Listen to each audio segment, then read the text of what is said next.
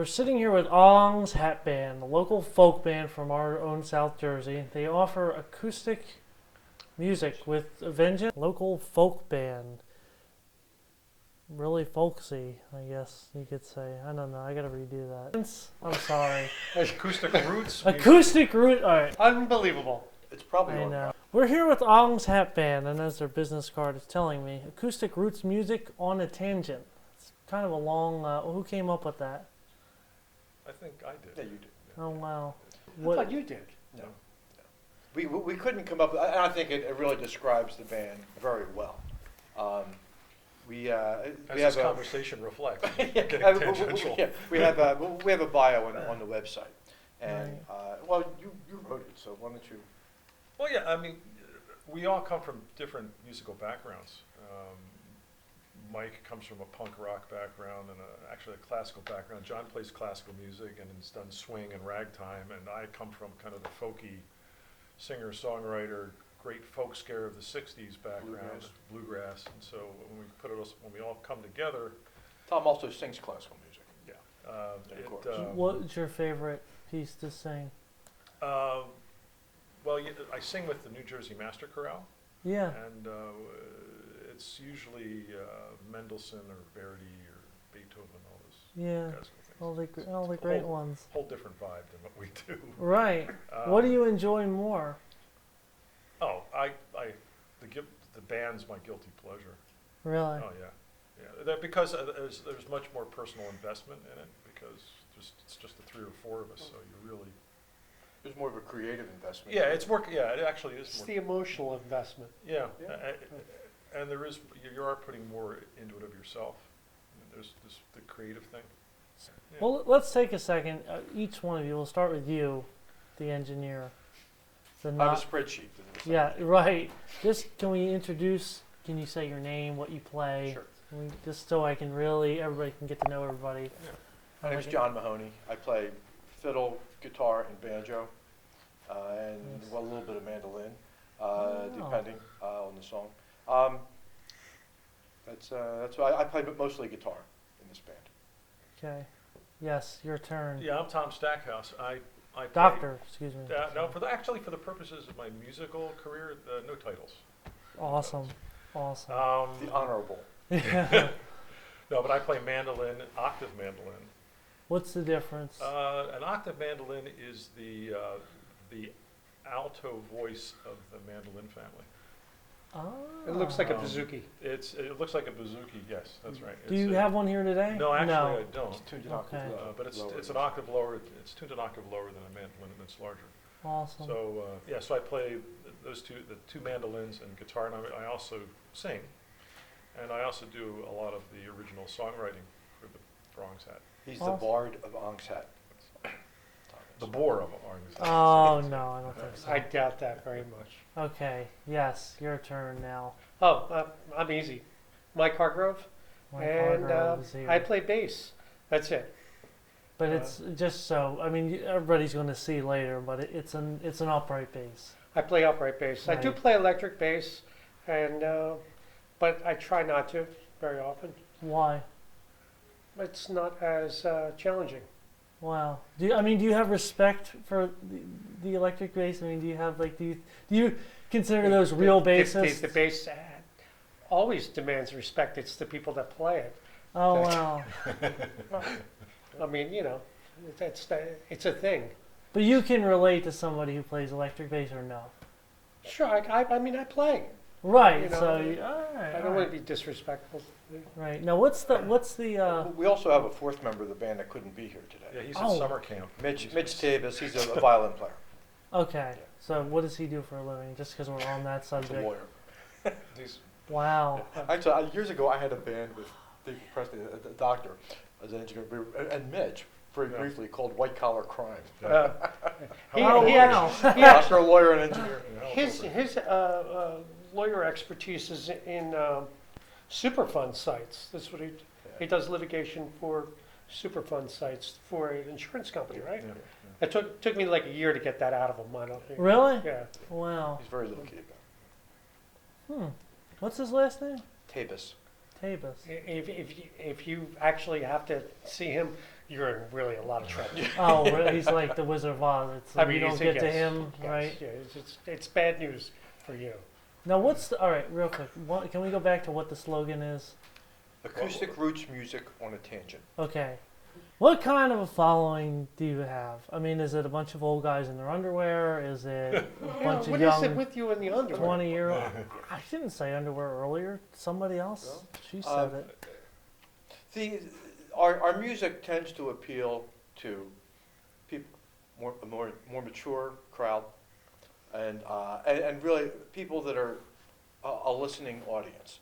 People that will go to a show, like a coffee house or an enclosed, as opposed to like a bar. Right. We play in bars and stuff like that. But if it's a sit-down concert setting, that's really, I think, what our stuff Yeah, is yeah. geared for. Yeah. I feel like we have a lot of intricacies and subtleties in our music and our arrangements that are best gotten in that kind of setting. Do you get mad if you're like at maybe a coffee house setting where it's kind of like people are chit-chatting? Is that- That's what they're there Not to do. really. Yeah. Yeah, So that doesn't bother you that they're missing the intricacies? No, we're probably having fun anyway. There's five Right. people that are sitting at the first table. They got it. Right. You know, and sometimes you might only get like playing a place where you have a lot of people. There might only be a couple people that actually get what you do, Yeah.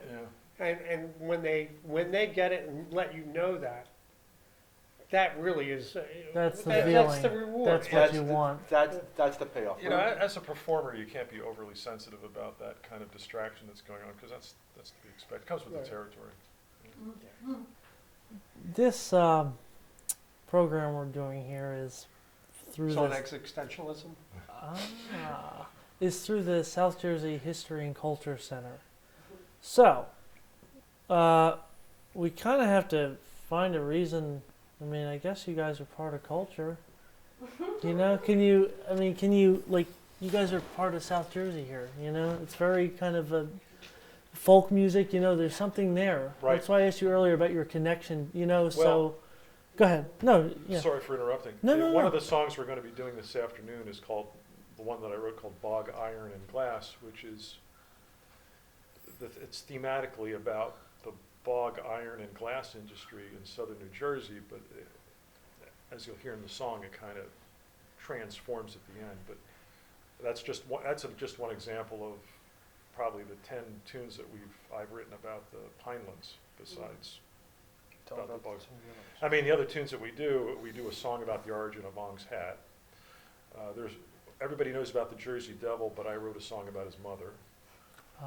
As a matter of fact, did you see Jimmy Leeds Road. Yeah, I thought, I wonder if he was one of the brothers. Yeah, it's probably. It goes out to Leeds Point. It goes out to Leeds Point where she Yeah. really lived. I've written there's an unsolved murder from I think it's the 20s that occurred in Ong's Hat that I've written about. I've just written a song about James Still, who was the Black Doctor of the Pines, who was a self-educated healer who made quite a name for himself for taking care of patients that doctors at the time weren't able to take care of. And I've written a song. I've written a song about the White Stag of Quaker Bridge, which is a Pinelands legend / story about how a white buck appeared out of the woods in the middle of the night and stopped a coach from tumbling into the river during which It's a is Mullica River. the Mullica River. Right. So At there's Quaker that, Bridge. at Quaker Bridge. So there's that legend that I've addressed with that tune. So that with the name like Ong's Hat, I kind of felt obligated to kind of actually create some songs about the Pinelands that really didn't exist. There's a tremendous heritage in the northeastern United States of old-time music that all originated in England and Scotland and Ireland with the immigrants to this country in the 17th and 18th centuries, and a lot of that music was played and continues to be played in the northeastern United States, but there's nothing specific to the Pine Barrens or the Pinelands of New Jersey. With a band like Ong's Hat, I thought it would be fun to create some tunes that speak to that history and that lore about the area, about southern New Jersey. So, in fact, I'm currently involved in recording all these tunes with these guys' help, that'll be eventually be available, that will be all about, it'll be all Pinelands tunes, or tunes about the Pinelands. All Yeah. Pinelands all the time. What's, All the time. one of the things that's, Aztec Eagle, Emilio Carranza. Yeah, I forgot one. That's right. The other tune I wrote about was about the death of Emilio Carranza, the Lindbergh of Mexico, the Aztec Eagle, who Um, was 86 years ago, last month crashed near Chatsworth. What's been nice as we start to get these songs out, this has been going on for several years, you've been writing Yeah. these songs, Yeah. you know, we're finding these particular events and venues that are really geared toward Pine Barrens and Yeah. Pine Barrens lore. So there was almost like a snowball effect to where that encourages Tom to, hey, you know what, he's doing research, hey, here's a story about this woman, Mrs. Chininsky, that got murdered. right. Write this great song. Right. You know, I mean, so, so- you guys are so, yeah. preserving history, you know. So we, you know, Yeah. thanks so much for coming in to talk to us. No, And, pleasure. Thank you. You know, we're gonna hear you play next, and it's gonna be awesome. Privilege to hear. Does anybody have a pen like on them, like right this second?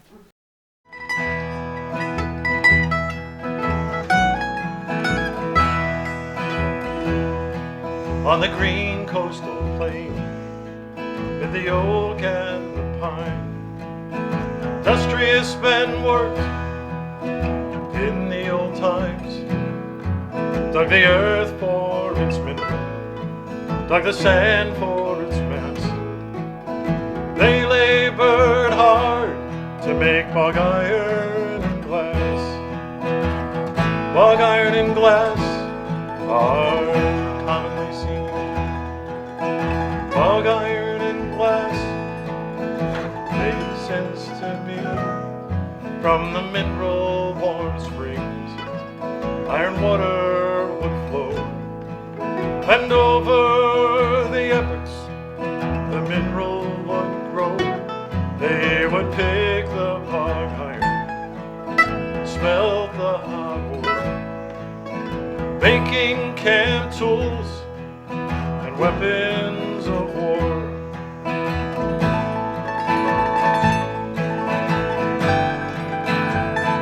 By the hot charcoal furnace, the men they would work and ladle the glass till perfection occurred. They would work with their pipes, mold in their heart the love of their craft that came deep from their hearts. Bog iron and glass are commonly seen. Bog iron and glass make sense to me. I'm a man from the city with a family and home. My work doesn't call for hard muscle and bone, but the love of my wife and my children will last. It's as strong as bog iron, clear as new glass. Bog iron and glass are commonly seen.